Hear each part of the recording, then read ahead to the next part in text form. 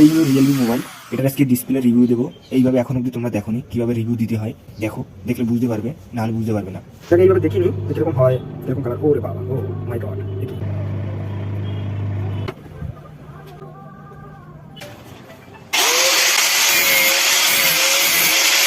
যাদের Realme mobile আছে তারা ভালো করে দেখে নাও ভিডিওটা।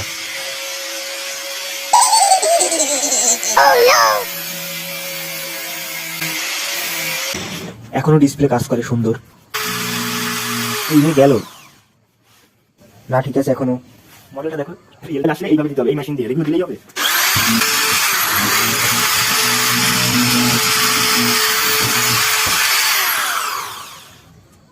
এই প্রথমবার কি হলো, ব্ল্যাঙ্ক হয়ে গেছে।